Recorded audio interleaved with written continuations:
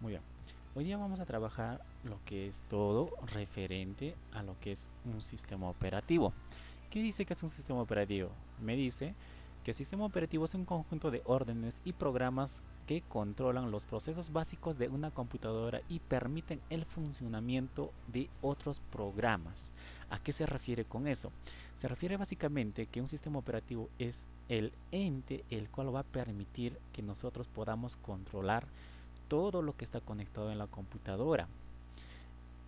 ¿Se puede entender? O sea, si yo tengo un mouse conectado, entonces gracias a ese sistema operativo que tiene, yo voy a poder controlar o mover el mouse de un lado para otro lado, hacer clic de un lado a otro lado, eh, o en el caso del teclado escribir lo que yo quiero. Entonces a eso se refiere, que que vamos a poder controlar todos los programas que nosotros tenemos instalado, como también conectado.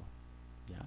Ahora, cuando se refiere con los programas, básicamente se refiere, ¿verdad? Cuando yo instalo, digamos, no sé, un antivirus o el paquete Office, entonces, gracias al sistema operativo, yo puedo instalar o reconocer básicamente el programa, porque si no tuviese un sistema operativo, la computadora nunca prendería, nunca arrancaría, nunca me mostraría la interfaz que tiene una computadora, simplemente me mostraría una pantalla en negro al iniciar o al prender el CPU.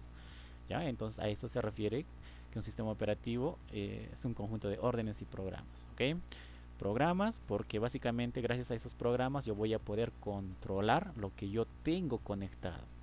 Por ejemplo, un claro ejemplo, cuando yo me compro una impresora, si yo esa impresora lo conecto a mi computadora o a mi laptop, así sin instalar ningún programa adicional, nunca lo va a reconocer lo que es la computadora a la impresora, ¿verdad?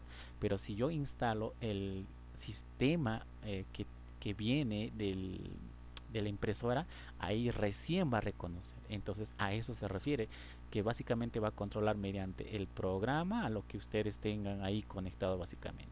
¿Ya? O sea, todo eso es lo que hace un sistema operativo. ¿Ya? Muy bien. Muy bien. En el siguiente punto, um, tenemos que entender también que hay muchos sistemas operativos hoy en día. Hay sistemas operativos tanto libres como también pagados, ¿verdad? Por ejemplo, en acá tenemos varios sistemas operativos. El Windows, el Mac OS, el Unix, Solaris, Free, el Open, el Android y el Google Chrome y entre otras cantidades más que no estoy mencionando, simplemente los que más sobresalen. Ya. Lo que nosotros vamos a trabajar es básicamente con el Windows. ¿Ya? Muy bien. Ahora, cuando decimos Windows, Windows tiene distintas versiones. ¿Ya? Distintas versiones básicamente que me permiten el cual escoger cuál es el mejor sistema se acople a la computadora o a la laptop que yo tengo instalado. Tenemos por ejemplo las últimas versiones del Windows son el Windows 7, el Windows 8.1, el Windows 10. Anteriores al Windows 7, ahí también hay muchos más, el Windows 7, el Windows XP, pero son ya versiones desfasadas que hoy en día casi nadie utiliza. Habrá una mínima parte, pero son las personas que no quieren deshacerse de la laptop o la computadora antigua que tienen. Pero ya hoy en día los recursos o los programas que hoy en día se instalan piden mucha capacidad y no es recomendable casi trabajar ya con esas versiones desfasadas. Ya, pero con lo que es Windows 7, Windows 8.1 y Windows 10 aún se puede trabajar o se trabaja con esas tres versiones todavía. Ya. Cuando hablamos de Windows 7, también tenemos que entender que tenemos dos tipos de sistemas operativos de Windows 7. Uno de 32 bits y otro de 64 bits.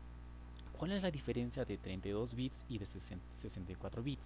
Que los de 32 bits reconocen como mucho, si no me equivoco, de 2 a 4 gigas, pero más de eso no reconoce lo que es en memoria RAM. Pero en cambio uno de 64 bits te puede reconocer 4, 8, 16, 32, la cantidad de memoria RAM que tú le pongas a la computadora. Y no solo eso, la velocidad de transferencia del de 32 bits es limitado, ya llega a una cierta capacidad. En cambio el de 64 bits es más rápido, es más potente la velocidad de transferencia de datos. En cambio el de 32 bits demora mucho más en la transferencia de datos. ¿Ok? Entonces, Cada sistema operativo, por ejemplo de Windows 7, el de 32 bits, me pide una cantidad mínima que debe de cumplir lo que es mi computadora o mi laptop.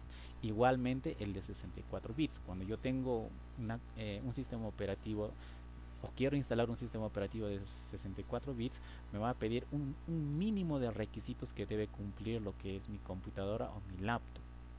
¿Ya? Entonces, en eso consiste el trabajo que me van a hacer ustedes. Quiero que me averigüen cuánto es la mínima capacidad que pide una computadora de 32 bits con Windows 7 y cuándo es la mínima capacidad que pide uno de 64 bits de Windows 7. Lo mismo pasa con el 8.1, ya es una versión un poquito ya actualizada, se podría decir. Ya en el 8.1 también me pide una mínima capacidad de la computadora o laptop para la versión 8.1. El de 64 bits también me pide una mínima capacidad para lo que es el 8.1. Lo mismo pasa con el Windows 10.